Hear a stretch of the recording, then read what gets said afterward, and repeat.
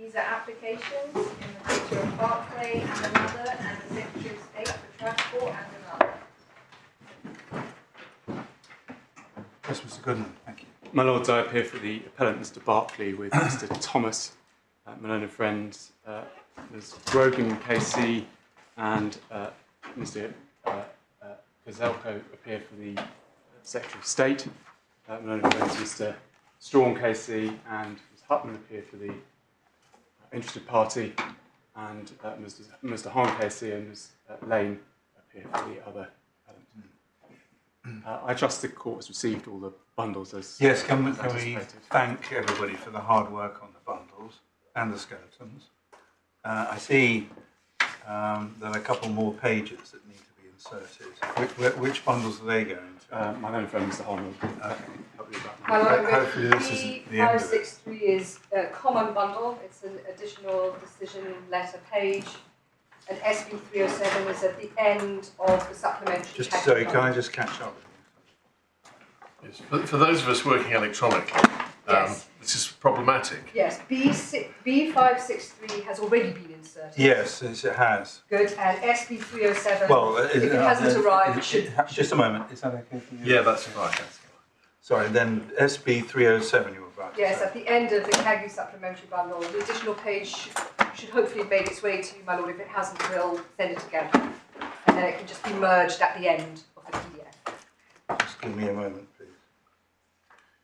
Just while we're talking about documents, I don't know if we're going to get into it, but I think in the Agni supplemental bundle, there are 2 pages being relied upon on either side of the argument, 275 and 296, which frankly are illegible. They've been reduced to a point that no human being can read them, which is ridiculous. So if anyone is going to expect us to look at it, please can we have possibly A3 copies? My Lord, yes. Thank you. We won't get to that this afternoon. Thank you very much.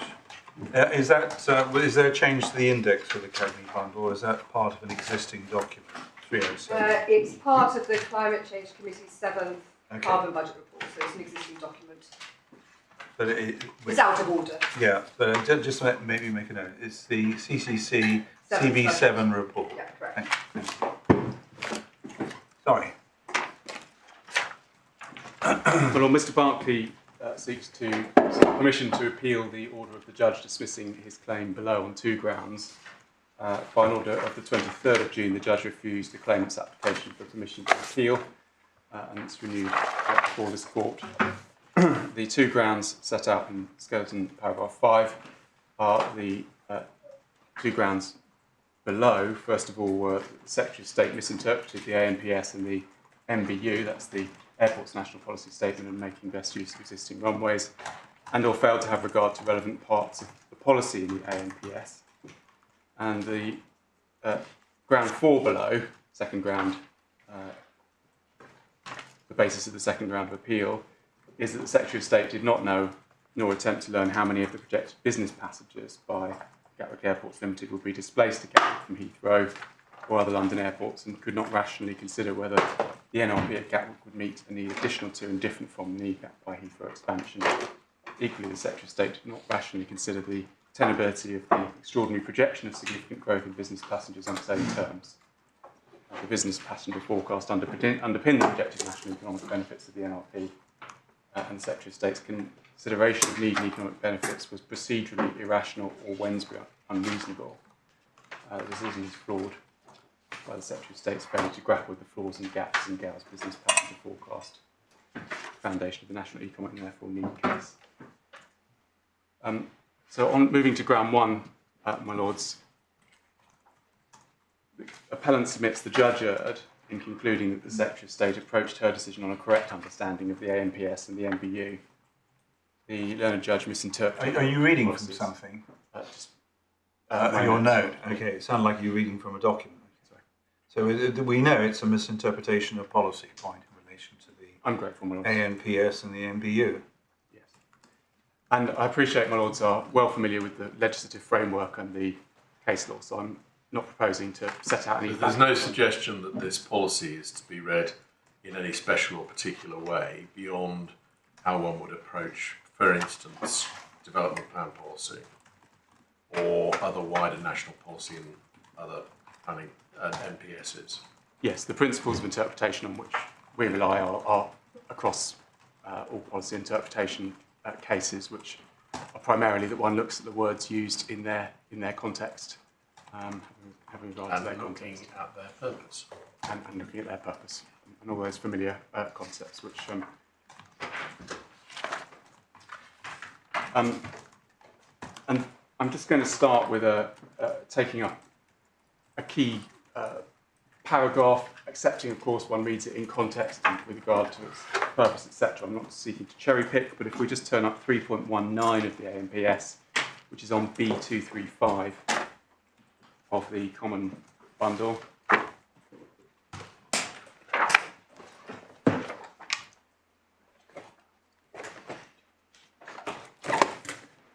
Sorry, did you say B? 235. That's part of the judgment below.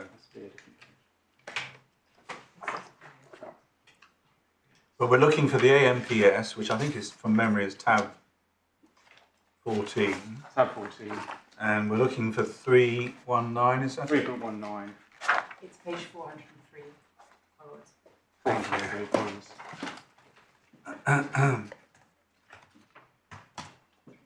And my lords, quickly read through 3.19.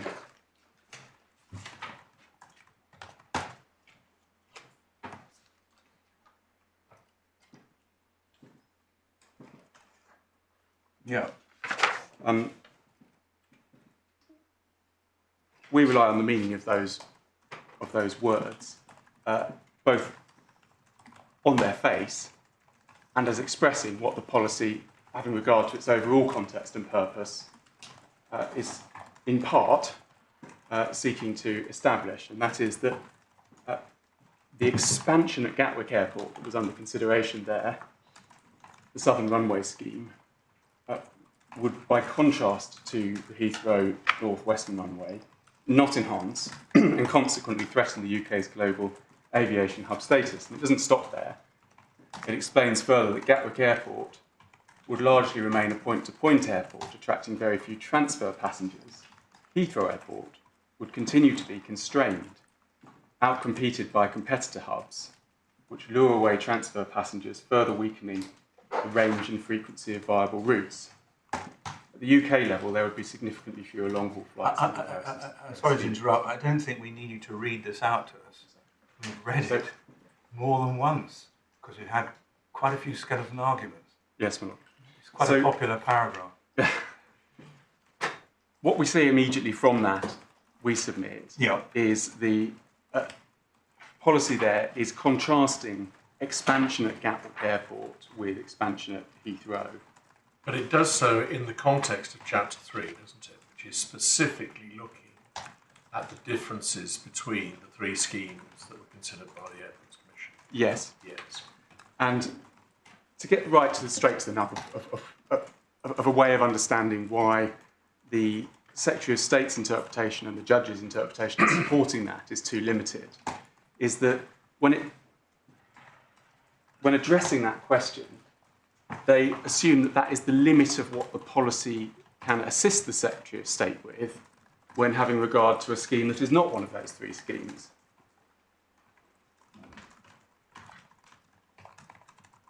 And the appellant's position is that the policy is not limited in that way, that the policy read in the context of what the Airports Commission was doing and in the context of what it says as a whole is saying something about the effect of a capacity increase at Gatwick. It's not right to treat it as having nothing relevant to say, therefore, on the questions which face the Secretary of State in this application.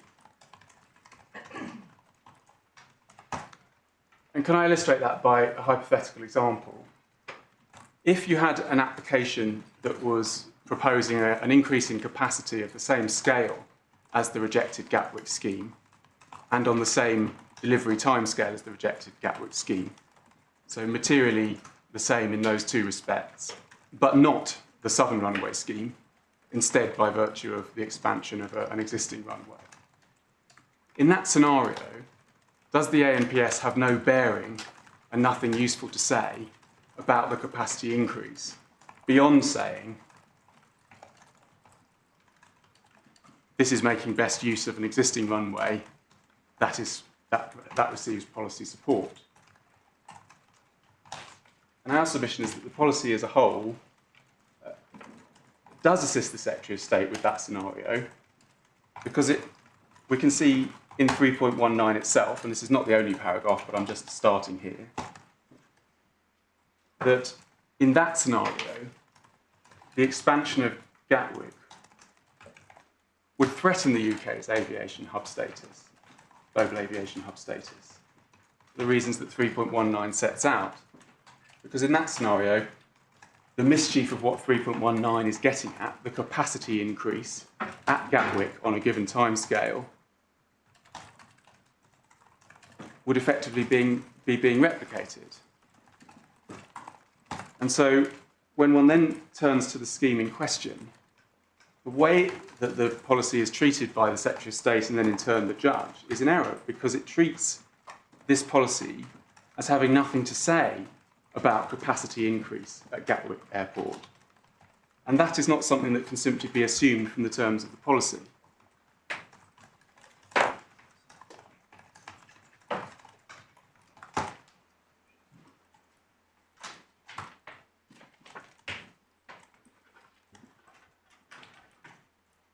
So that's the short way of putting the point, my lords. I'd like to develop that a little further, taking my lords through the full context so that that's fully clear.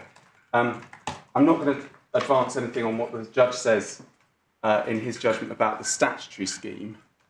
He's set out the key provisions at paragraphs 17 and 18, which are sections 104 and 105, with which my lords are familiar. Tab 10. And this is a section 105 case.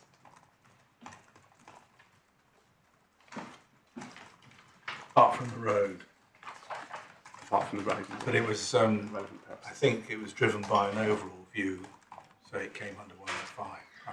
That's right. And then, again, the judge sets out at 22 some of the principles on interpretation of policy, and again, no dispute about what he says in terms of the key summary of principles that the courts apply at 22. And principle amongst those are 1, 2, and 3.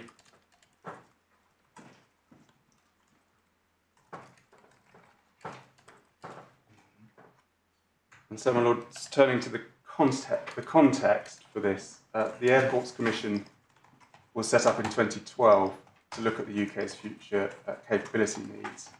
And we have at tab 11 the aviation policy framework.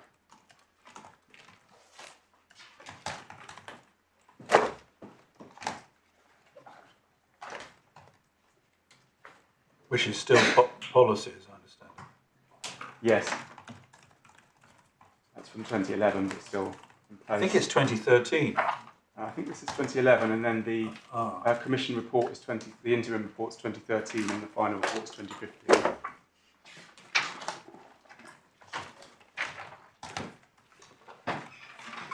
Well, I'm taking my lord. If the index is right. Yeah, if the index is correct. And then at 1.57 on page 3 to 8.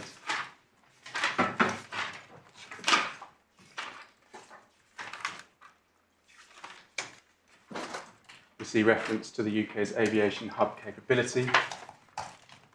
Sorry, that's paragraph 1.57.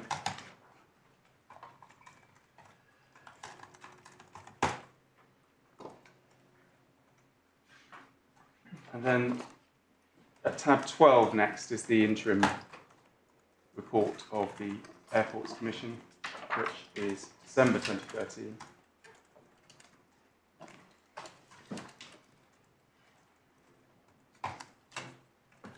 Paragraph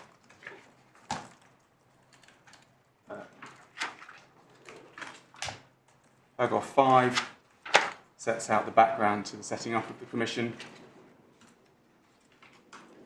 And then paragraphs 21 to 24 set out that the UK is reaching the limits of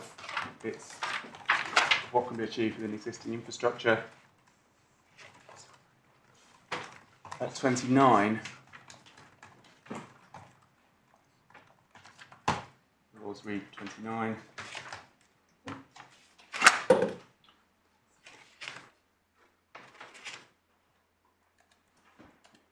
And then at the foot of that page at 33, the Commission has therefore concluded there's a clear case for one net additional runway in London and the South East to come into operation by 2030.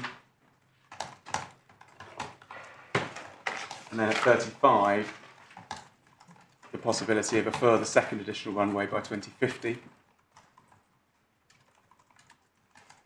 And then the interim report explains at paragraph 40 that there was a long list, and at 42 that it's been narrowed down to 2 potential sites, 3 potential schemes.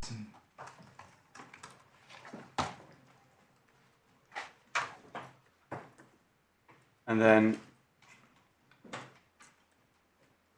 the assessment of options starts at 349, that's Appendix 2. 4.5 on 359.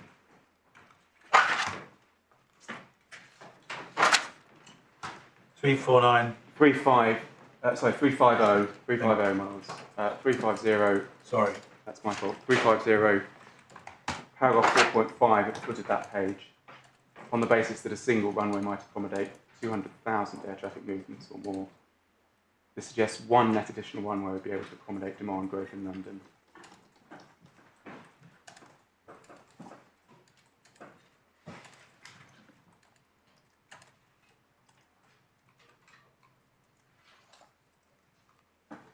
It's not particularly relevant, but 353, we see there was a proposal involving Gatwick on 353 at the top.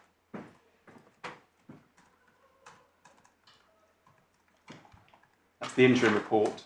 Yeah. And then the next tab, tab 13, starting at 355, is the Commission final report.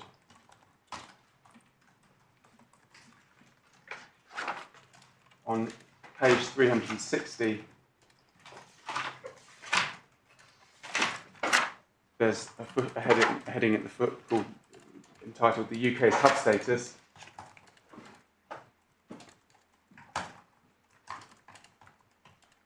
And 3.49 over the page at 362, building new capacity. And then paragraph 3.63 on page 363. New runway would alleviate the capacity problems without breaching the UK's climate change commitments or requiring aviation emissions to exceed the planning assumption.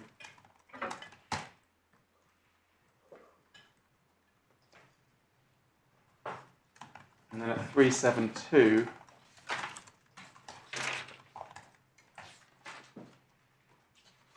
is 13.88. Conclusion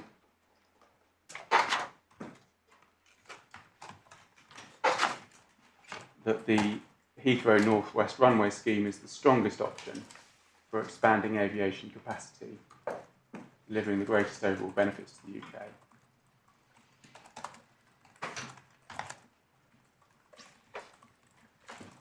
And then at 375, we've got paragraph 16.40.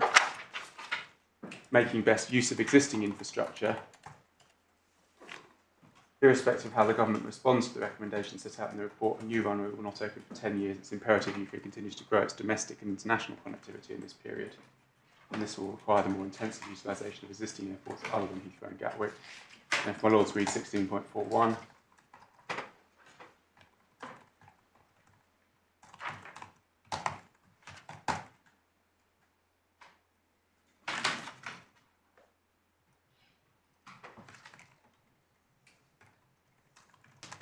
we can see that the Commission there is concerned with airports other than Heathrow and Gatwick when it's considering making best use of existing infrastructure. And then 16.57, which is on B 379.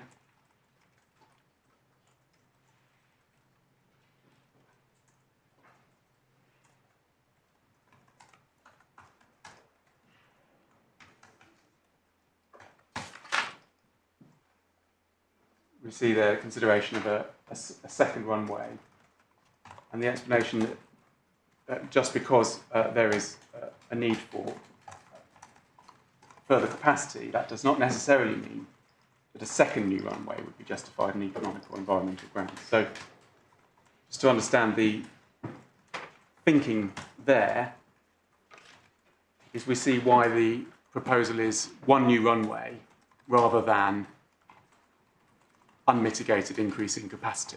That's not what the conclusions of the Commission are proposing. There are limits on the way in which the capacity is to be met. And 16.61 over the page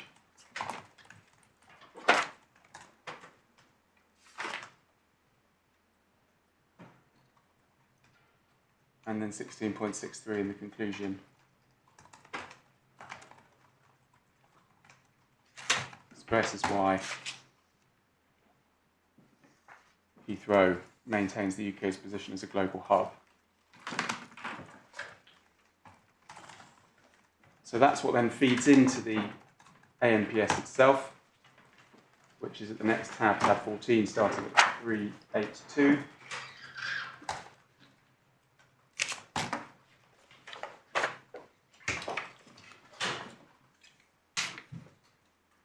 And at 386 is the introduction. And if I were to read 1.3 and 1.4.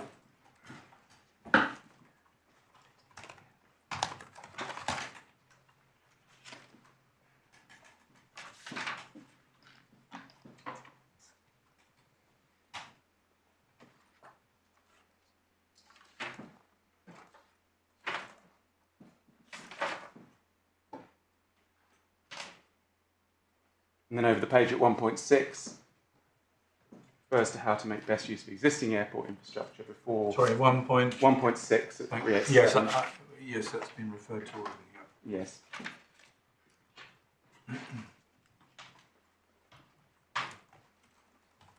That's summarising what the Commission said. Yes. We haven't yet got to the policy of the government. I accept that one, yes, that's the point made in various places. It's the background or the context. As you say, it's background. Yeah. And then 1.8 explains the government believes in NPS is the most appropriate method.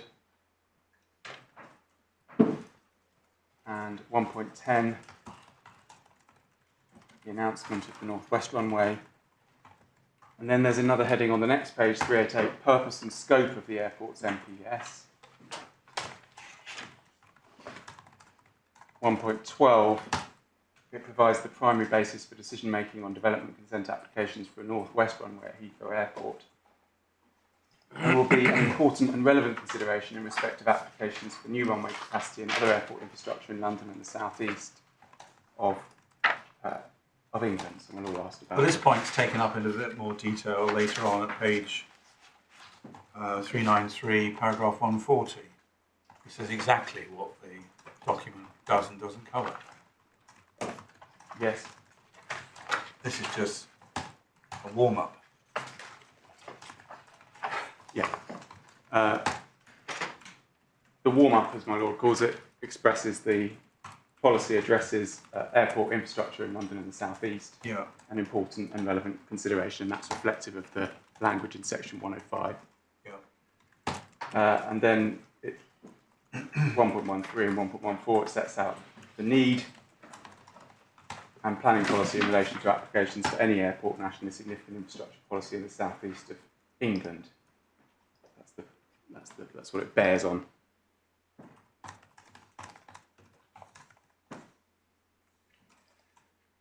So my lords will have seen, of course, in light of that and what follows, the policy was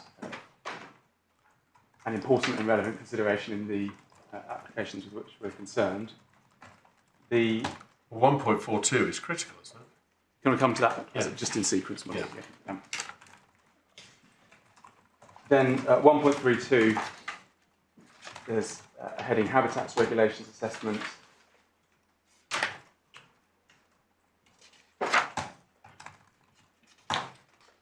It refers to the hub status in that context. And then 1.38,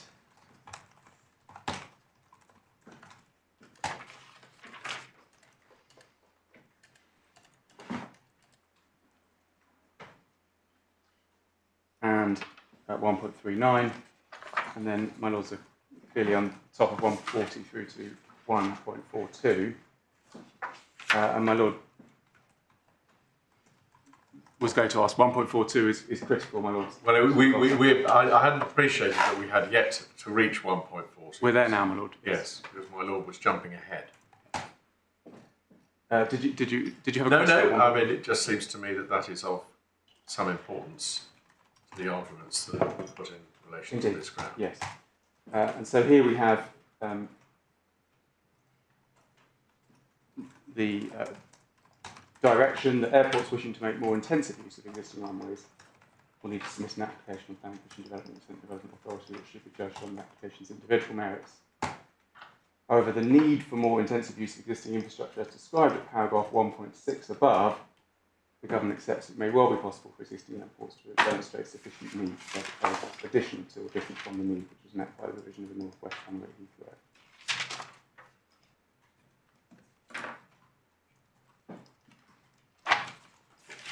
And then 2.11, we're in the section 2, the need for additional airport capacity. Sets out the capacity challenge. And then 2.24 and 2.26 sets out the shortlisted schemes, recites the interim report which we've looked at 2.26. And then 2.30, the government's work. 2.32 and 2.33 set out... 2.28, which was referred to, I think, by the judge and in the course of argument, is a reiteration of what's at 1.6, isn't it? I think almost word for word. And which is itself word for word taken from the Commission. Yes. Yeah.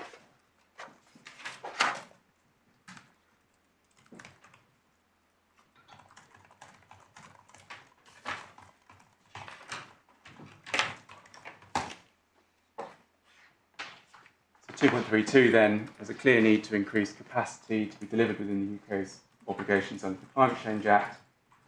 The next chapter then sets out the appropriate way to address the overall need for increased capacity and maintain the UK's hub status while meeting air quality and carbon obligations. Identifies the North West Runway at Heathrow as the government's preferred scheme. And then, my lords, I hope this is useful if we refresh on these. 3.3, the next page, shortlisted schemes. 3.7 agrees with the airports. The government agrees with the Airports Commission assessment that a new runway is deliverable within the UK's climate change obligations. 3.11, the government announced its preferred scheme to meet the need for new airport capacity in the southeast of England as a North West Runway at Heathrow. And then 3.18 is the international connectivity and strategic benefits. 3.19, this is the paragraph I took my lords to just in opening. 3.20, this was demonstrated by forecasts produced by the Airports Commission, and it sets out that the North West Runway would result in 113,000 additional flights a year and 28 million additional passengers a year. By way of comparison, the Northern Runway would add 85,000 and 22 million additional passengers. And compared to no expansion, the second runway scheme at Gatwick would have 15,000 flights and 10 million passengers by 2040.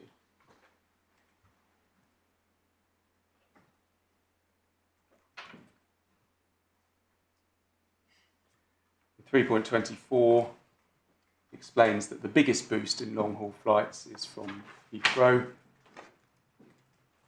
3.26 and 27, we have here a number of comparisons being made. Heathrow is best placed. 3.27, larger benefits from Heathrow Airport.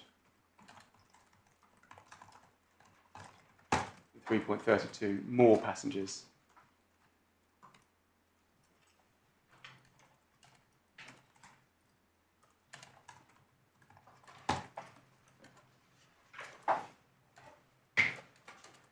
And then, my lords, we don't need to pick up the rest in any detail, but the local environmental health and community impacts are dealt with on 409. Then there's carbon emissions and strategic environmental assessment. And then a conclusion at 413. 3.73 summarises what's gone before, that expansion via the Heathrow Northwest Runway scheme will provide the biggest boost to connectivity. Expansion would provide benefits to passengers into the wider economy sooner. Third bullet point, better connected to the rest of the UK by road and rail. Fourth bullet point, Heathrow delivers the greatest support for freight.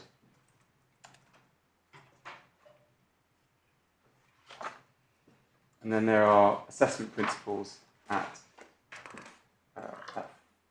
section 4, on page 415, paragraph 4.4, is the Secretary of State will take into account potential benefits and potential adverse impacts.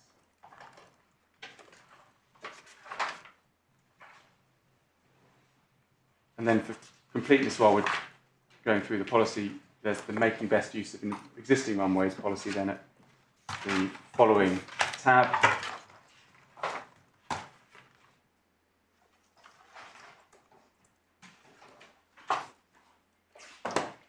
Short policy.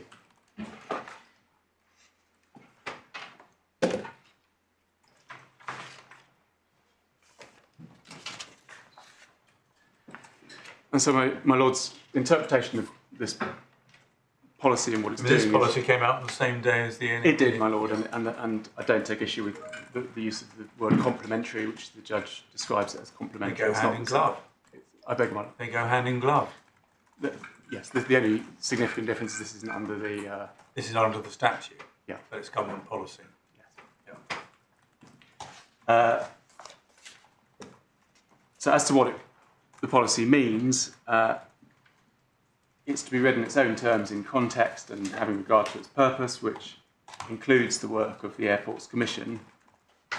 It sets out a policy that embodies the government's response to that work, which was set up to identify where expansion should be accommodated while maintaining the UK's global hub status and staying within the greenhouse gas limits, the planning assumption. And the outcome of all that work was to endorse expansion at Heathrow and not to endorse a second runway at Gatwick. And in short, we say that the outcome of all of that 6-year process is not limited to a comparison of the specific schemes, but that there is, within those policy expressions, matters that are relevant beyond the comparative exercise that was undertaken in producing the preferred scheme at Heathrow. Well, you haven't taken us to paragraph 1.25 of making better use, have you? Because that and also paragraph 1.26 only appears to differentiate between Heathrow and any other airport in the application of the policy. Paragraph 1.26 does not place any cap or limit on the scale of any application, subject to all of the environmental constraints that would need to be, and infrastructure constraints for that matter, which would need to be taken into account in addressing either a planning application if it's less than 2 million passengers per annum, or an NSIP if it were more. So if they're read hand in glove, what MBU is making clear is that the only airport at which, this is what's said against you, the only airport at which there is a constrained position in terms of making any further applications, constraint is probably the wrong word, an exclusion in terms of making any further applications is at Heathrow because it's got its own special scheme. Well, what's also taken against me is that the policy cannot mean that the only airport other than Heathrow that is constrained is Gatwick. But all I need to show in my submission is that the ANPS take the MBU as it stands. But all I need to show is that the ANPS has a bearing on development at Gatwick because it has relevant policy, relevant matters to express around the expansion of Gatwick. And it was I thought you were going further than that. I thought you were saying that the ANPS should be taken as indicating that making best use of facilities at Gatwick is not encouraged. I don't need to go that far, my lord. But I thought that's what you were saying. Well, And that's what the judge dealt with. I don't need to go that far. So if that's what I understood the judge to have been dealing with. If you're not going that far, how far are you going? Well, the way we put it below was that the ANPS militates against expansion at Gatwick Well, I thought and has it relevant might be policy. slightly fancier language, but I thought that's what I was putting to you. Well, okay. I'm sorry if I didn't do it as elegantly.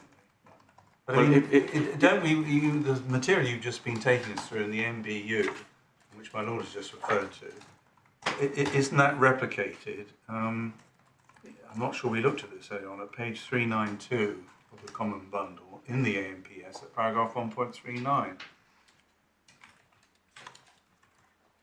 Because the government is saying it's issuing a call for evidence on a new aviation strategy. Having analysed the responses, it's confirmed that it's supportive of airports beyond Heathrow making best use of the existing runways. And the point that's made, rightly or wrongly, is there's nothing there to exclude Gatwick.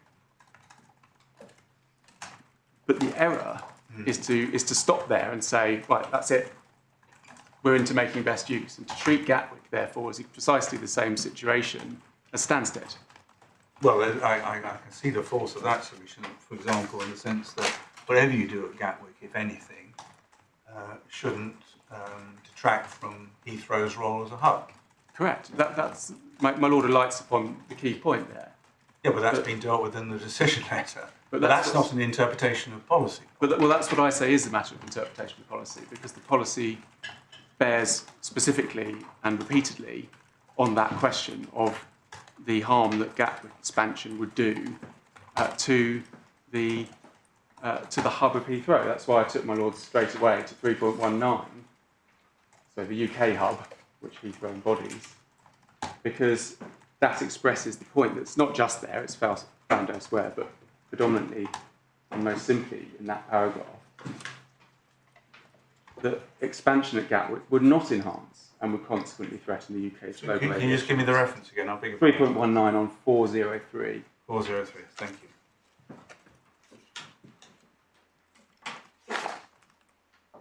And that's, so the point I'm making, my lord, is that... Oh, that's the chapter looking at the comparison of proposals for producing an extra runway to serve London. Yeah. The second But one. what can be drawn from that is that the work of the Commission and then the policy concluded... Excuse me, that's dealing with a different point. Would not enhance. This is all about making sure the UK doesn't lose out to competing airports and the rest of the world for a hub function. Yeah. And what you're looking for there, therefore, is a location which is going to enhance. Yeah, and would And threaten... Heathrow is judged to be the place where it can happen, partly because it's a hub already. Yeah. And then it goes on to say, my lord, and would consequently threaten the UK's global aviation hub status. And then it explains why. Well, that's a corollary, isn't it? If the objective is to find something which enhances, and Gatwick doesn't do that, it then threatens the ability of the UK to compete with airports around the world. Yeah. And it explains why at 3.19 that it specifically threatens the ability, therefore, of Heathrow to take on that role. And the very next sentence puts the point that I've tried to raise with you: out-competed by competitor hubs, which lure away traffic, etc., etc. Yes. It's pretty clear what it's saying. But it's identifying that the Heathrow scheme avoids that vice. The Gatwick scheme under consideration in the policy threatens that vice by Gatwick remaining a point-to-point airport, attracting few transfer passengers, and undermining, therefore, the objective of the UK hub status. So that's why I gave the example at the beginning that we know from this that the Secretary of State's view in the policy is that that would be the effect of the Southern Runway scheme. Now, that's not because the Southern Runway scheme was located to the south. It was because of the capacity that the expansion of Gatwick encompasses. So we know from this policy that following all the work of the Commission, the expansion of Gatwick, the consumption of capacity at Gatwick Airport, is seen as a threat to the UK's hub status. Now, that's an important part of the policy, and it is something that is specific to Gatwick because this policy looks specifically at Gatwick. And so, as a matter of policy, that's an important consideration. Isn't that why in 1.42 it talks about demonstrating sufficient need for a proposal, additional to or different from? Because that's the language being used to protect, as it goes on to say, the need that's going to be met by the Northwest Runway at Heathrow scheme. Well, that's not a complete response to what 3.19 is saying, because 3.19 itself identifies the very fact that Gatwick Airport is addressing a different need, i.e. it's a point-to-point airport, as part of the problem. Namely? Of threatening the UK's aviation. Because it's only a point-to-point airport. Yes, but that's the expansion of Gatwick that causes that threat. And Well, so I think you're missing. I tried putting this point to you already. What this is really talking about is where do we have a location which is going to stop the loss of hub trade to competing airports elsewhere on the continent and the rest of the world. And if you put it at a location like Gatwick, where it is thought it's not going to function very well in that respect, we carry on having that problem. yeah, I agree, my lord. And so, I don't see how this is bearing on the application which is before the Secretary of State. well, the question one has It to wasn't ask being put forward as a hub proposal. the question one has to ask then is, does this proposal fall out with that concern in the policy? Well, that's what was addressed in the decision letter in a way which is not challenged by your application. But, my lord, what isn't addressed is a proper appreciation of the meaning of the policy that bears upon that. That's what the ground is. Is there any other part of the policy we should be looking at? Well, I've taken, my lords, to all the relevant paragraphs. I don't need to go over them all again. But I say it's reinforced by the various other paragraphs which Which you were carefully taking. we've gone. Yeah.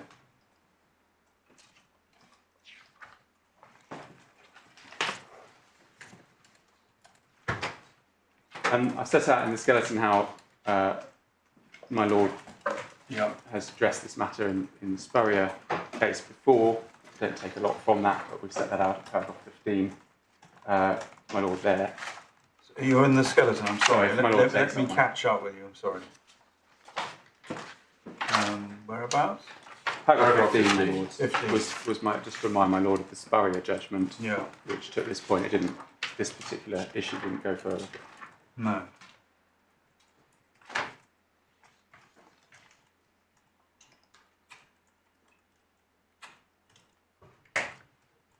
provisional court judgment was quite strong, as I recollect, in saying that for the purposes of the habitat regs, Gatwick was not an alternative. Yes. Because it didn't serve the function which the policymaker was looking for. Yeah. And then my Lord asked about the other paragraphs. I've cited those at 16A.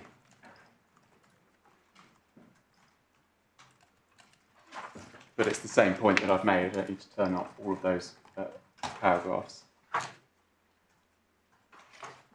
Insofar as the policy supports expansion of airports other than Heathrow and Gatwick, that's the way it's put at 2.28 and 2.33 in the policy.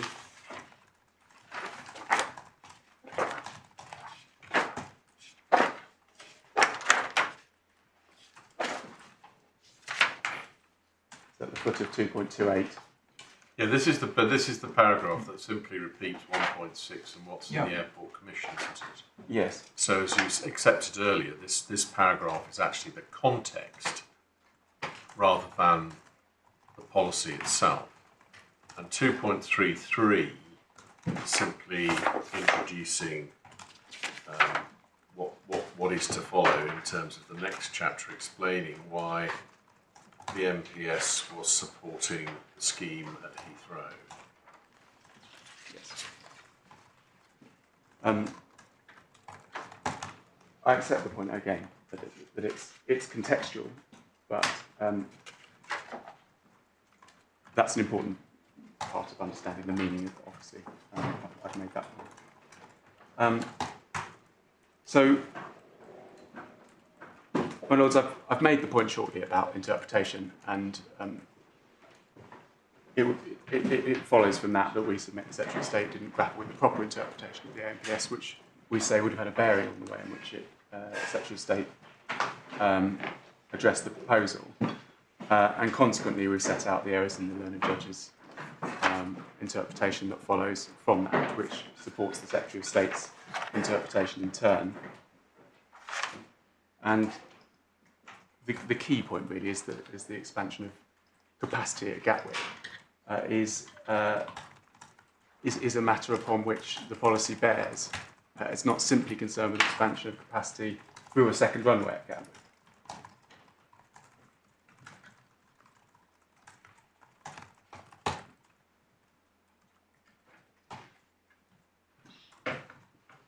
And so, turning to the errors in the judge's approach, we've set those out in the skeleton argument, but essentially they'll come down to the question of whether my Lords agree with me on the question of interpretation. We say the judge failed to interpret the policy objectively, having regard to the language used and read in its context. Well, we have read the skeleton. I'm grateful, my Lords. I mean, unless there's something additional that we might be missing. You've made your submissions on the policies very clear. Thank you.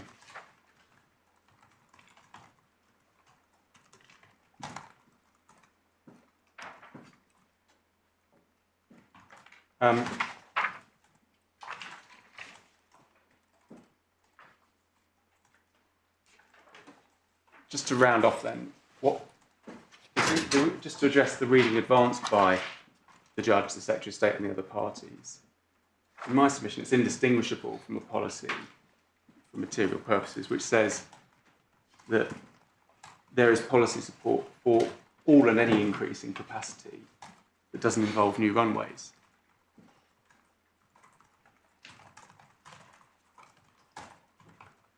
Subject to other environmental concerns, etc., as we're all aware. But if that is the correct interpretation, how does one square that with the detailed analysis within the Commission report and within the AMPS itself of the relative merits of expansion at Heathrow and expansion at Gatwick?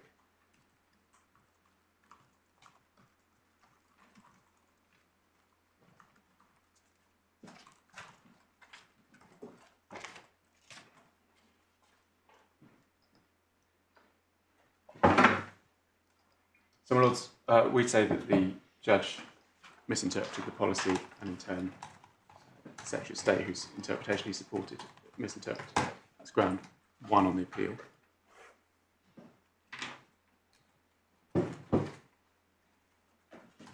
You move then to ground 4, and I find it convenient if we stick to the numbering in the court below. Yes. It's easier to read across, as you've done. So ground 4, we say the Secretary of State erred in concluding, the judge erred in concluding the Secretary of State's analysis of the need for and economic benefits of the NRP scheme was not flawed. And in particular, this ground alights on the Secretary of State's failure to resolve the differences between the appellant, GACC, and GAL on the national economic benefits. And we say that was a principal controversial issue.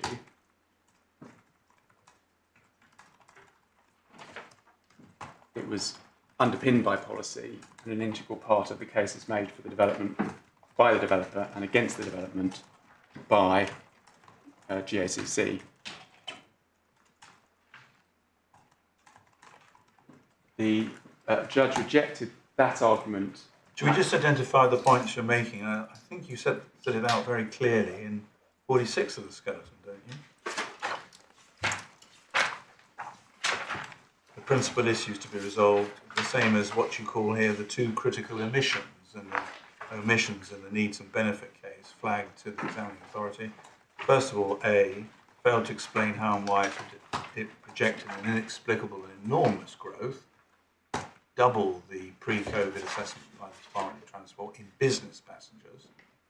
And secondly, failure to account for displacement from other areas, notably other airports, notably Heathrow.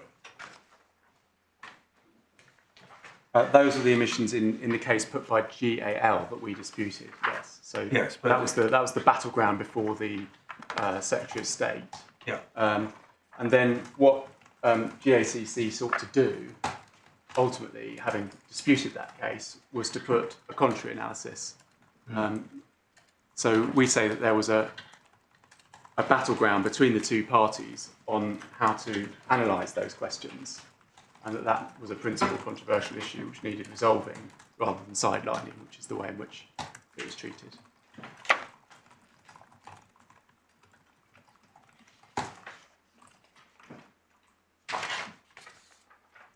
So the judge dealt with the point at length. I mean, just to make sure I've understood it, 46, what you seem to be talking about is a criticism of the GAL case in terms of omission. Yes. Unless I've missed something, I didn't notice in the skeleton some alternative positive case being put. I can understand the omission criticism, but... I can take my laws to the way in which this was put in evidence, if that assists. To well, I'd like to see where it is in the skeleton, so we don't waste time ploughing through evidence unnecessarily. I understood this as being an omission case. The omission is in the case of the GAL. Absolutely. The way the appellant sought to contest that was initially through seeking to understand what is the basis for your projections, and then ultimately to attempt its own version of the hypothetical projections to understand how those figures had been arrived at. Which figures? GAL's figures. Yes. So it was all in that context. I mean, is there any reference in the skeleton to material we need to look at in expert evidence for your client? Is it referenced in terms of where you expect it to be?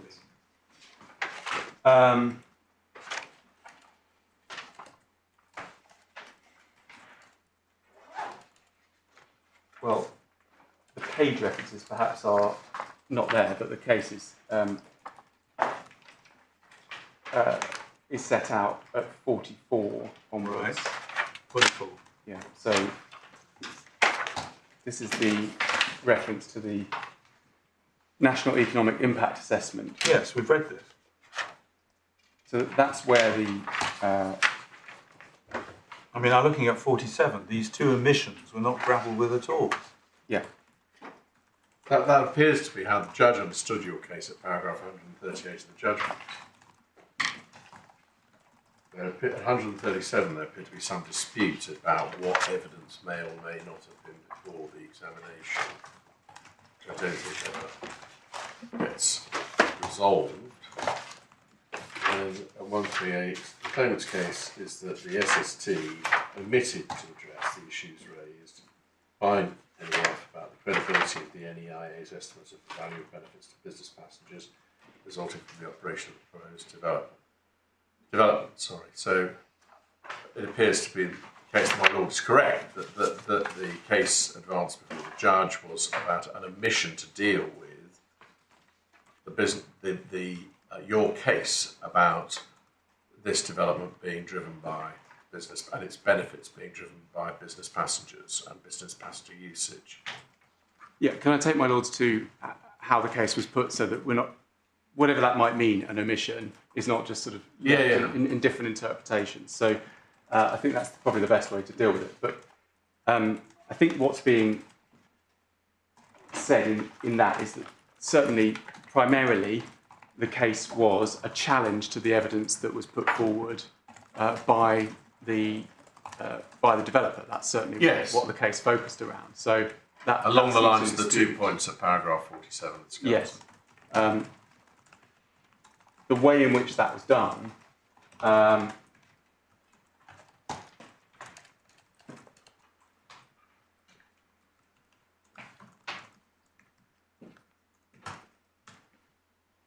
is, if we go to the bundle for my appeal, the Barclay bundle. A or B? B. Thank you. Can you give me how it's entitled? Permission to appeal supplemental bundle. Thank you. Prefaced, all the pages are prefaced with B. Yes. And then it's 222. 222.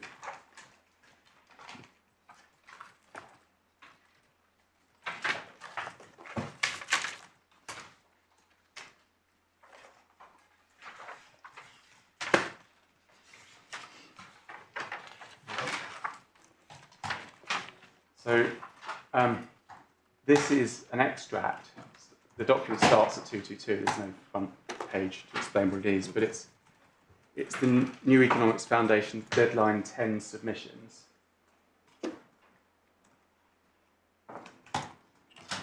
Yeah. And this sets out the 2.6, the challenge to what are described as the scheme benefits claimed by the applicant in its revised cost-benefit analysis. So 2.6, we'll also look at that. Got that, yeah. And we'll see that there's a complaint that NEF had been seeking to obtain information. Yes, we've read that, yeah. Where do we go next? And then 2.7, 2.8 is the challenge to that analysis as being erroneous.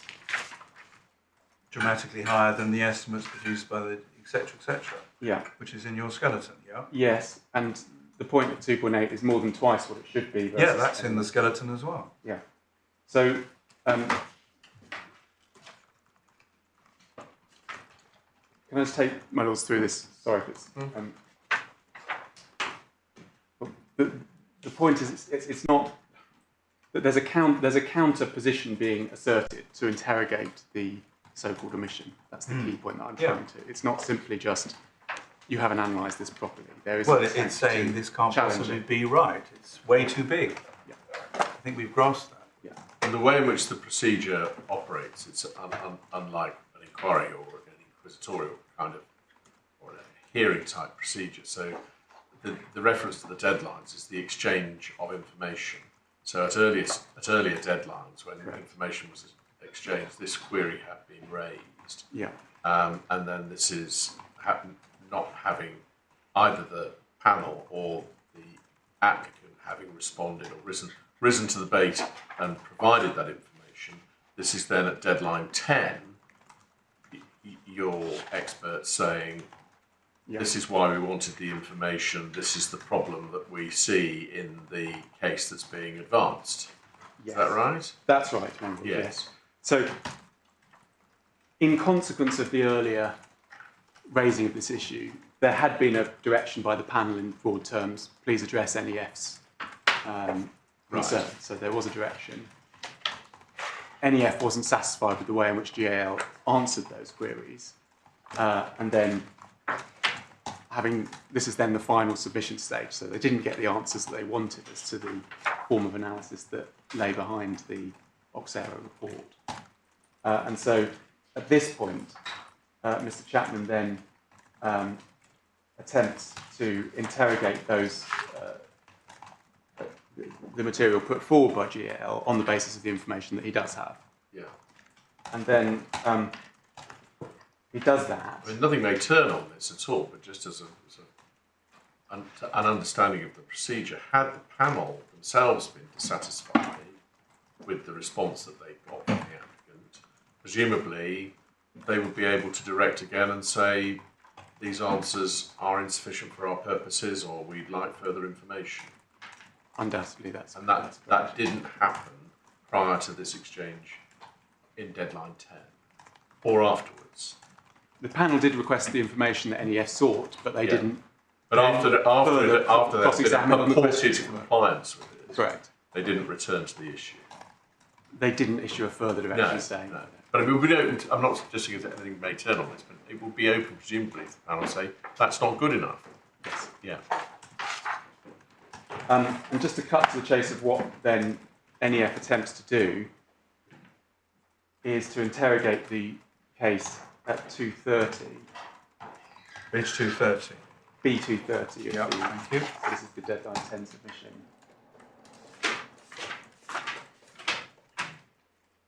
Sets out its different assumptions on business passenger forecasts. And then a comparison of estimates of scheme benefits across 4 scenarios. And then over the page, table 3, this is the cost-benefit analysis where Dr. Chapman sets out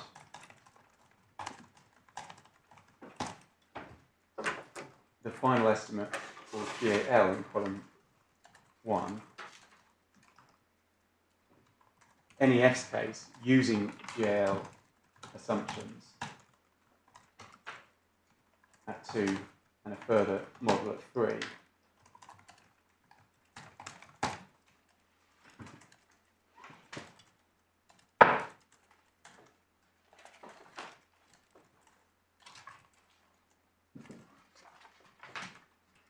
So we get different net present value assumptions being presented. So the only reason we've gone down that road was the query as to characterisation as an omission. It is a challenge to an omission, but part of the way that's done is to try and present a different form of analysis. So that's the nature of the contestation that's between the parties that's before the panel. And just to understand the quality of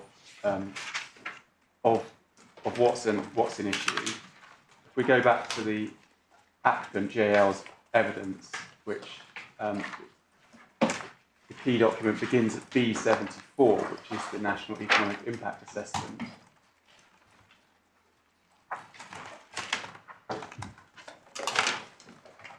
And the key passage within this is at B105.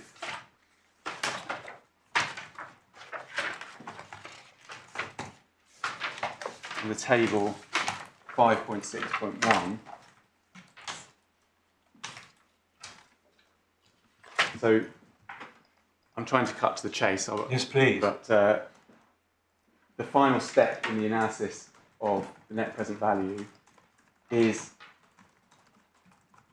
that the leisure passenger benefits are assessed as 15.55 billion and the business passenger benefits at 134.5 billion, with the total user benefits at 150 billion.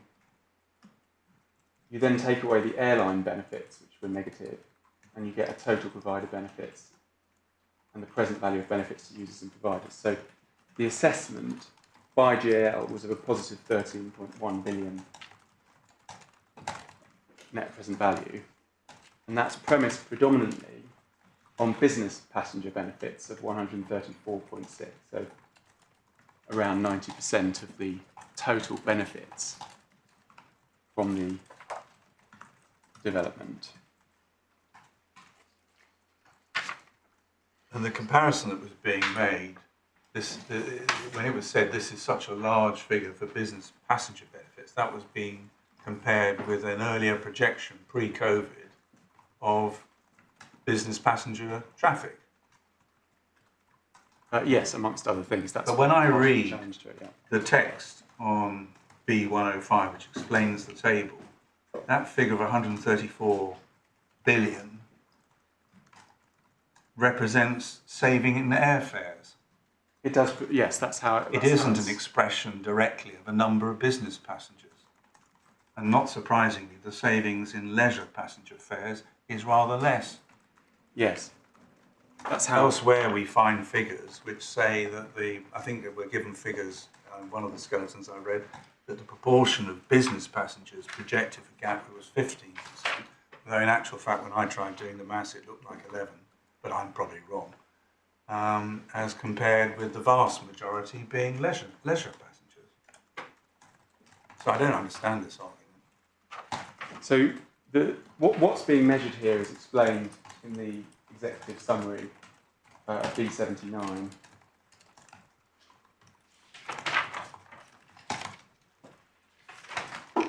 At 1.1.2.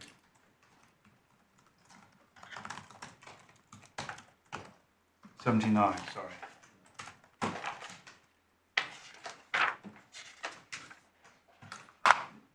You did say B79? B79. In the executive summary, okay. Yeah. 1.1.2. Yeah. And it's the reference at the bottom there to the welfare-based approach.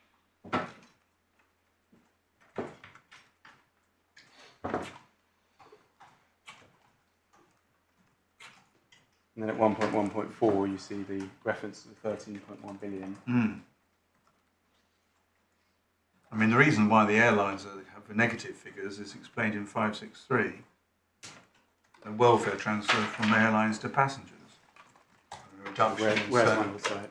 Sorry? Well, the page, the more detailed version of B105, yes. Just below the table. Yes. That explains why the airlines figure is negative. Yes.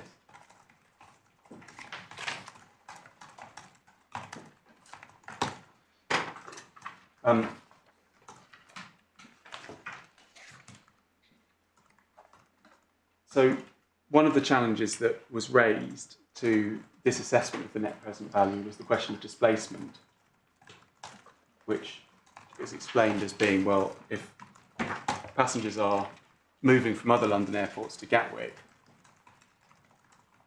because they're cheaper or more convenient than other London airports, there's no real gain to the economy as a whole. And that issue is addressed by GAL at 91, B91.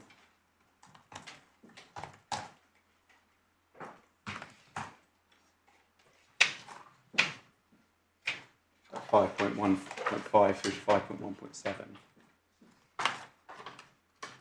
Displacement. Yes.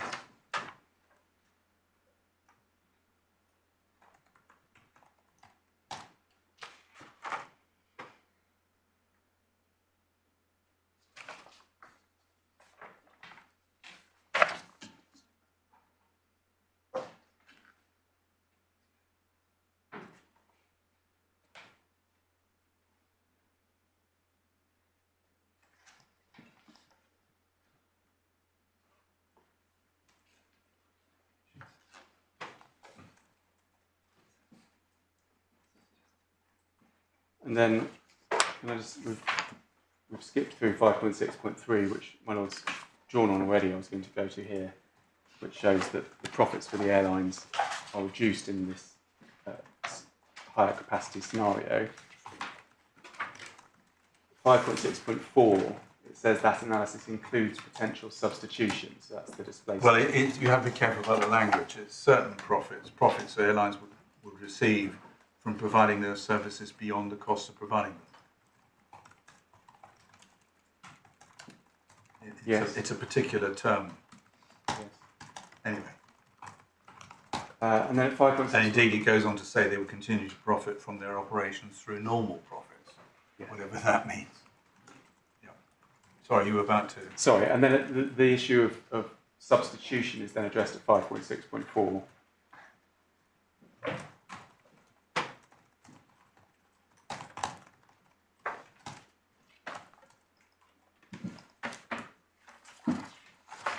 Which says that the analysis includes potential substitution between London airports.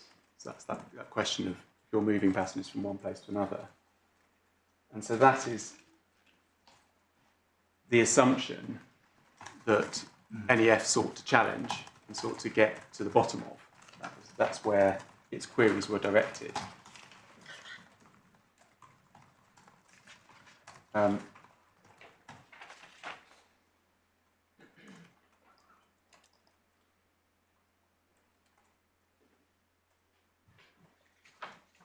And I've taken my. I won't go to all the details of where that was unless it helps. But in summary, that's what Dr. Chapman was seeking at various deadlines, around 4, 8, and then 10.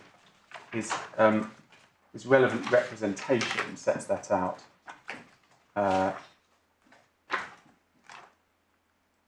And in his witness statement, it's probably the simplest place to find it, which is B13.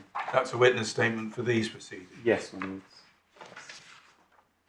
B13, he summarises the points. Particularly paragraphs 11 to 13.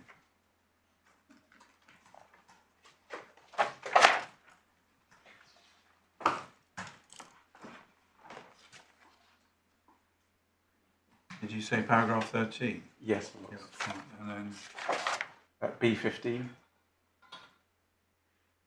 And this is where he makes the point that 90% of the benefits claimed related to business passengers. yeah. But now we're on displacement. Yeah. So where is he dealing with that? I'm sure he is. So that's at 13 C, my lord. See, thank you. Yes. And then at 15, at the end of 15.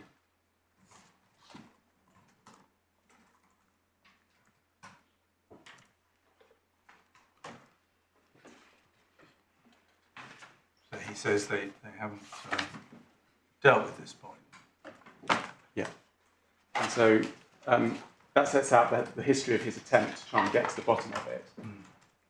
And that's then summarised in the following pages at 18 and 19. And rather than go to all the primary documents, I'm just relying on this as a summary that gets us there quicker.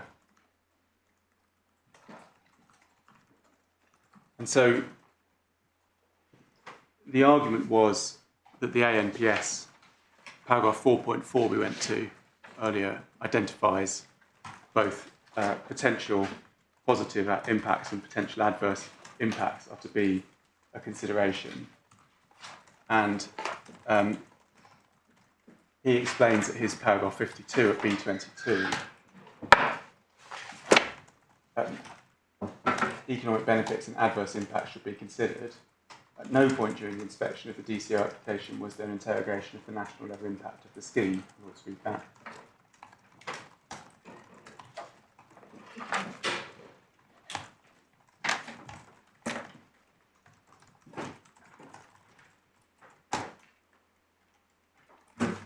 Have you finished with the displacement point? Yeah, so well, the displacement point is the integral question Well, here. it's one of the... Yeah. Because I'd like to ask you about a point that's made by the interested party in their skeleton. So you would have seen it. That they ask us to look at page 128 of the B bundle. and this is part of tab 5, and they say there is a table which gives estimates of displacement. Table 811. And their figure is very small, I think. Yeah. In the year 2047, 100,000 from Heathrow. And that's what Dr. Chapman was saying required to be interrogated, because he didn't consider that remotely credible. And well, I haven't. So far, you haven't shown us a document where that is a response to your skeleton saying that displacement hadn't been assessed at all. They say yes, it has. Now you're saying, well, actually, we had something to say about this table. Are we going to look at something on that? On this, I don't. I'll ask my junior if there's something in response to that. My lord's point, but. Well, it's your point. Your case is displacement wasn't assessed at all. And the other side say, well, yes, it was. I just want to make sure I've understood the argument on both sides. What Dr. Chapman was trying to get at was this point about 90% of the NPV is attributed to business passengers. And so his interrogation of this was, are business passengers simply moving from one airport to another, or is this genuinely generating new business? As it were. Yeah. Yeah. And given that 90% of the assessment of the NPV is from that, that's where his... From what? Is from the business passenger growth. Yeah. Yeah. So his understanding was, reading that there was an assumption of almost no displacement of business passengers, but that was inconsistent with any proper understanding of the way the market worked. And so that's what he was seeking to interrogate. That's what he then does interrogate in his deadline submission 10. So just to see where he explains that, it's paragraph 15 on B16.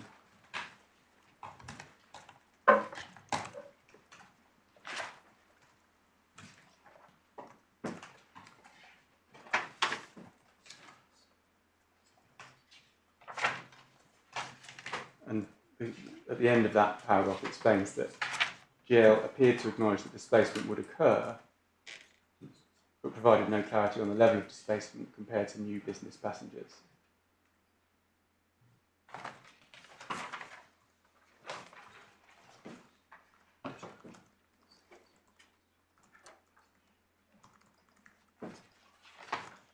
So it's the table at 8.1.1 that my lord picks up.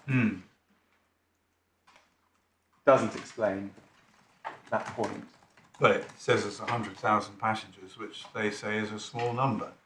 But just whilst we're on the B16, you used a figure of 90% a moment ago. Can you just help me again? What does the 90% relate to? Yeah, it's the proportion of the... it's the table of 5.6.1 at B105. Yes. Of the present value of benefits to of benefits. So you've got in that table you have the business passenger benefits accounting for 134 billion of the 150 the table billion. we looked at. Yeah. So it's not. I thought you might have been saying it was the proportion of passengers who are business passengers. No, so the proportion of because passengers who are... Dr. Chapman gets this correct, doesn't he, in his on page 17 of the bundle, paragraph 20. Yeah. GAL's evidence attributed 90% of the fare savings. Yes. That was the point I was asking you about. Yeah. And it's not the way it comes across, if I may say so, in the skeleton. Well, that is the correct point. Yeah. And that's so it's not the it's certainly not the passengers, because business passengers account for only around 15% of the total. Exactly. But they account for 90%. But they pay more per ticket. Well, yes. And so consequently account for the user benefit the 90% of the user benefits as described in the Oxera document. But in fact, there is a table which shows the numbers, the head count, as it were. If you just try and nail this down to see what we're really talking about. I think it's Bundle B, page 54.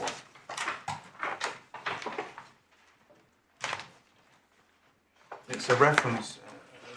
I promise you, I've not read through all of it, fortunately. There's a reference given in one of the skeletons, page 54. It's a GAL document again. Table 941 we're taken to. Passenger type, expressed in millions.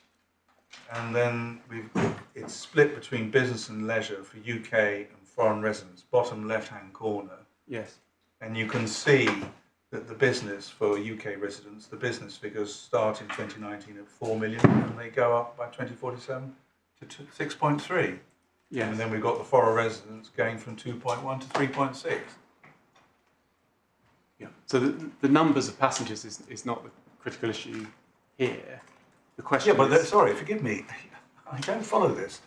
It was being suggested in the documents we've been asked to read that there was an enormous increase in business passenger traffic predicted as compared with pre-COVID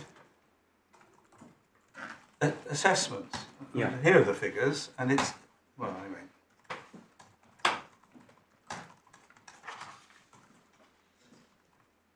So the key question for this ground is whether a judgment was reached on the effects on the national economy as analysed in terms of net present value.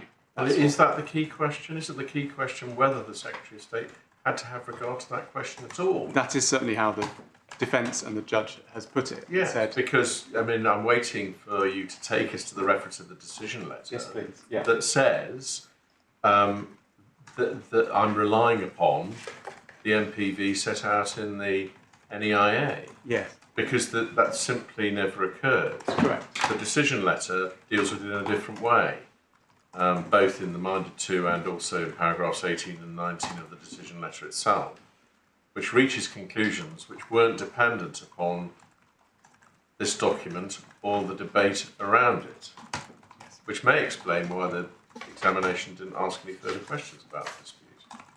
Yeah. It may not, but I mean certainly you'll correct me if I'm wrong, but neither the examining authority nor the decision letter actually rested upon this point that was raised about business passenger revenue. Yes, I accept that. That's that's the decision letter at tab 3, paragraph 260 is the relevant paragraph that addresses this. Yeah. And I think it's that. Well, it starts in the minded to, doesn't it? And the page 144, paragraph 69 of the minded to letter talks about the differences between Gatwick and Heathrow, the different types of passenger that's, and all of this is drawn from the examination report. yes. And then in due course, in the decision letter, at paragraphs 18 and 19, again, similar assessment reached to found the conclusion in paragraph 21 that the proposal would meet a need largely additional to or different from the need met by Heathrow, Yeah. the Heathrow Northwestern Runway. Yes, and so, my lord, really the question is, was the Secretary of State obliged to grapple with that question? Yes. And as my lord observes, it's not dealt with, and it's not dealt with at 260, which is in the decision letter where the detail is. Was it an issue that could be severed or sidelined from the overall reasoning? That gets to the nub. Was it a mandatory material consideration in the sense that the Secretary of State was obliged to have regard to this material Yes. and obliged to reach a conclusion about it, apart from all of the other material which the judge recites at great length, with respect to great length, about the various aspects of need, as to which there was a plethora of evidence before the examination and thereafter the Secretary of State. Yes. So we put it in two ways below, as we do here, that either was it a mandatory material consideration, and the route we get to that is via section 105, relevant and important considerations must be taken into account by the Secretary of State. To that, you then have ANPS paragraph 4.4, requiring regard to be had to potential beneficial impacts and potential adverse impacts. Does that leave no scope for judgment on the part of the Secretary of State as to what matters to take into account under those headings? Or does it mean, it's a binary question, does it mean, alternatively, that he has to take into account anything which is capable of falling within those headings? Well, there's a connection here with, and the way the judge puts it, in fact, is with the case law on reasons, and it's the way the judge articulates his understanding of what the Secretary of State is obliged to grapple with or not is the principal controversial issues. So that's the question, that's the threshold in the law as to what needs to be grappled with or not from a reasons point of view. From a reasons point of view. Yeah, and the judge uses that by extension. My Lord asked the question in terms of mandatory material consideration. For that purpose, we look at the Friends of the Earth case, don't we, in the Supreme Court. Yeah, I mean, that's not, I would submit the way that we, I mean, that's one form of language we can use, but I'm not going through that Friends of the Earth. I'm not suggesting that it's. Well, you're not suggesting it was mandated by law. By some. Or otherwise it would have to be irrational not to take it into account. Yes, I'm not suggesting that. You're not suggesting that, you're saying it's a straightforward reasons challenge. It's reasons, or we say there's a gap in the logic that comes as, that's a subheading of process rationality. So there's no dispute that the question of need and socio-economic impacts are said to be relevant, important considerations that had to be taken into account and were indeed taken into account. But if that's how the challenge is put, isn't it enough for the decision maker to take into account and give reasons on those matters which he does find are sufficient to amount to powerful socio-economic benefits, like, for example, the employment benefits? Subject to there being a gap in the logic. So there's two ways to put a gap in the logic, which is the process irrationality, or principal controversial issue on which reasons were required. That's the way we articulated the point. So which way are you one or the other way? Yes, which one are you choosing to put both ways? Both ways. Both ways, okay. And that's why we put it before the judge. I'll come back to my question then. Yeah. I appreciate in a big process like this, there'll be all sorts of issues which people will raise. Bound to be. Yes. But here he's just looking at what are the benefits of the scheme. He's not resolving a disbenefit, for example, a harm. He's looking at the benefits of the scheme. Isn't it enough for the Secretary of State's purposes in terms of the duty to give reasons just to focus on those which he accepts? And if he doesn't mention something which was disputed by your client, does that matter? Well, that's the challenge we made. Well, maybe your client succeeded. He's not taking the point, as my lord, he's not taking the point against you. Yes. That it succeeded in the sense that it wasn't one of the things that the Secretary of State particularly relied upon as part of her reasons for saying, I'm concluding that there should be weight given in relation to the need case. Yeah. And our challenge is that that's a legally insufficient approach to the question of need and socio-economic benefits, where before the Secretary of State was a contested issue as to... But why does, what I'm struggling to understand is why does that matter in any reasons challenge if the point wasn't actually taken against a party disputing a particular matter? Because we say that the resolution of this affected the question which is then for the judgment of the Secretary of State. If you're right, the benefits weren't as great under this part of the analysis as Gal was claiming. But why does that matter if the Secretary of State wasn't relying upon that part of the analysis in any event and was content to rely upon things like the community benefits the employment benefits. Well, because one answer to that is that it's not simply that the Secretary of State left out of something which would either improve or very much improve Gal's position. We were saying, as I took my laws to the evidence there, that there's a negative impact here. And so we say that there was a question here that had to be resolved, a contested issue between the parties as to how this question affects the judgment, the weight that the Secretary of State then goes on to make. So this was an important and relevant consideration to feed into that judgment of the weight to be given on questions of need and socio-economic benefit. The table which produced in the third column a negative, Yeah. which was influenced in part by using a 1.7 multiplier for non-COT GHG. Yes. So that's why you need it to be reasoned and grappled with, is to understand, in the words of Lord Brown, for the person affected, how the Secretary of State dealt with this contestation. So that's the principal important controversial issue. Yeah. Is that right? Yeah. The gap in logic is the other way you put it. Yeah. What's the gap in logic? Similarly, that you can't reach a decision on the weight to be given to the socio-economic or need questions without engaging with whether there is a positive or negative net present value. It's part of the assessment. So this comes back to the same table, does it? Well, it's not just a table, it's not just a number. Net present value represents economic benefits and disbenefits. Yes. And so it is a measure of whether this is a development which is beneficial. Now, on Dr. Chapman's case, there is a negative net present value here.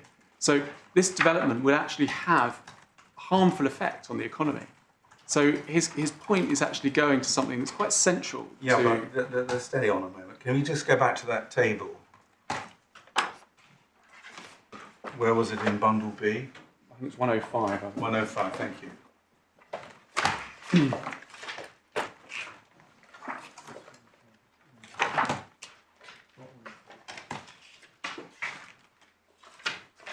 Oh no, that was the, that's another table. This is Dr. Chapman, isn't it?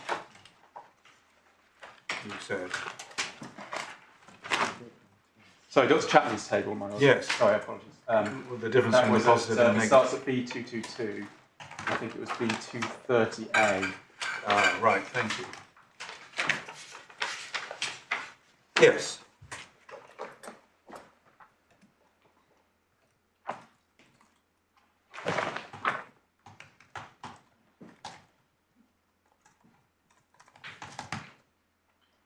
Do we know whether or not that factors in numerical and monetary terms, employment benefits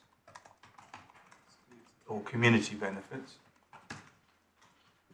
Or is it just part of the picture?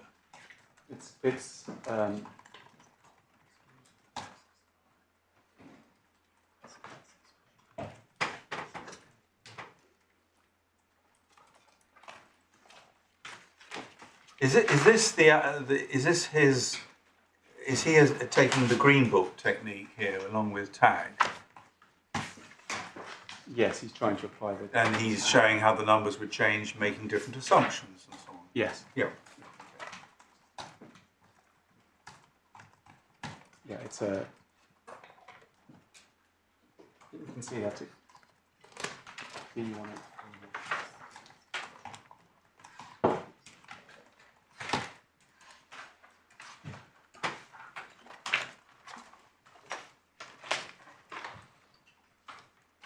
So B185, this is Dr. Chapman's, it starts at B182, relevant representation. So that's the first document that you submit to the inquiry. And at 184, he explains at the top that NEF is concerned that the user passenger benefits claimed are significantly overstated. I'm sorry, 184 towards the top, you said? Towards the top, second paragraph down. Thank you. First, NEF. Yeah. Yeah.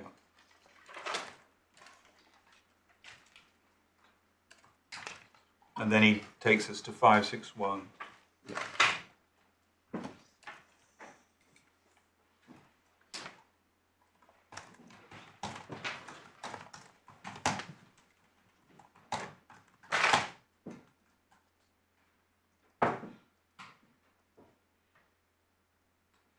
So, just to go back to my Lord's question was how that. So what we're dealing with is the benefit to business passengers of the scheme And leisure passengers. and leisure passengers. And it his takes concerns. into account the effect on the airlines as well. Yes. It doesn't seem to be taking into account the effect on people who get jobs. So it doesn't directly measure something along those lines. No, it's measuring the benefit to the passengers and the airline.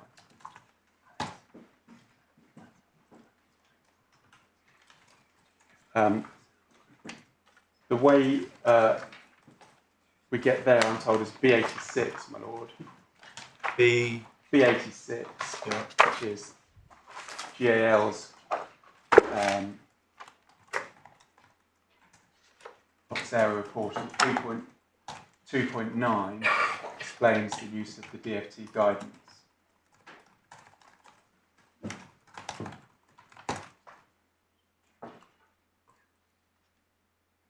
Yeah.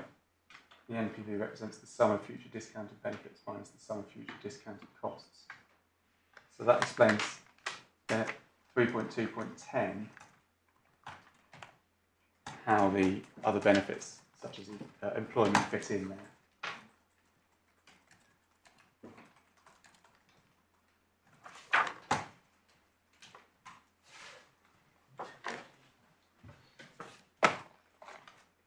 But then it goes on to say these benefits are not included in the overall NPV because they're difficult to quantify robustly. So they're assessed separately to the NPV. Yeah. So it sounds like they're dealt with qualitatively. I this one's 3.2.11 as well. Yes, I was just reading that. In 3.211, it also talks about the ES dealing with local economic impact, which is also part of the overall case on the economics, but not part of the MPV calculation. So that was the contestation that we said was before the Secretary of State. And our first challenge to that is whether it is indeed correct, as my Lord Justice Dove put it, that this is that there is no reliance in any way on the NEIA estimation.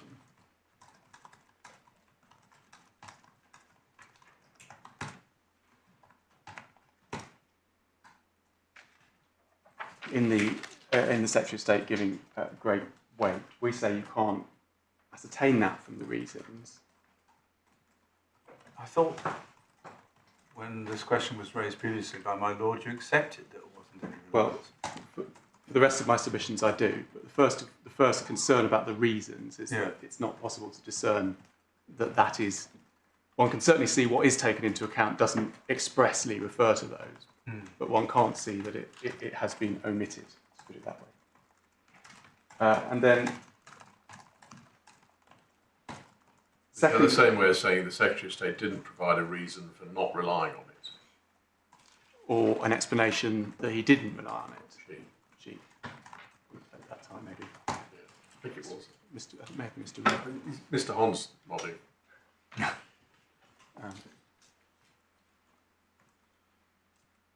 That's the first point, reasons.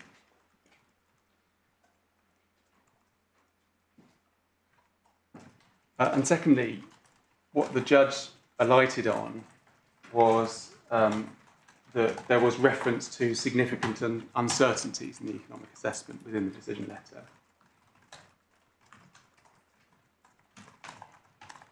And we say again, without grappling with the case made to the Secretary of State on that point, that's an insufficient summary of the reasons if that's what's being referred to in that.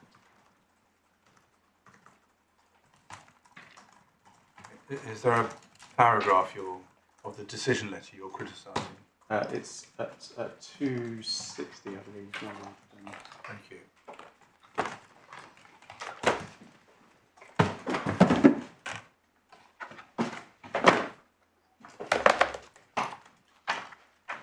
very Thank you very much.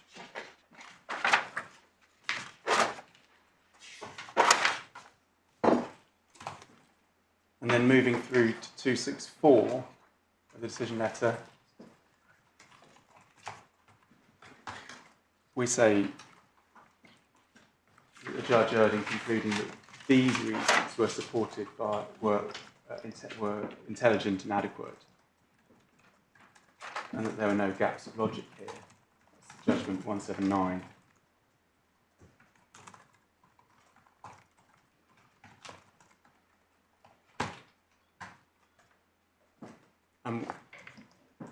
We're not seeking to challenge the weighing exercise or the merits, of course,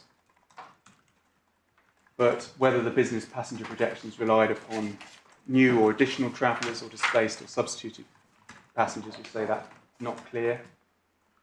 How many displaced passengers, if that's what the Secretary of State did take account of, and whether the Secretary of what view the Secretary of State took of the business passenger numbers on the contested evidence before him. And so we say, it read as a whole, a question remains as on what basis did the Secretary of State conclude that there were socio-economic benefits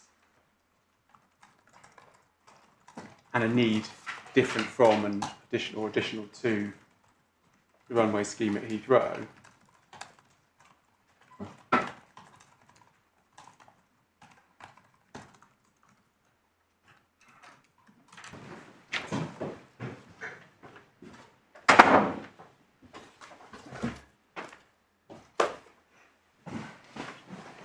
We're very grateful to them for the submissions, both orally as well as in writing. We've come to the view that we don't need to ask the respondent or the interested party to reply. So we will move next, but not this afternoon, to the case for, is it Cagney? It is Cagney, my lord, yes. Good. But there seems to be little point in starting that this afternoon. I'm sorry about the inconvenience over timing. We can start fresh in the morning. My lord, I agree.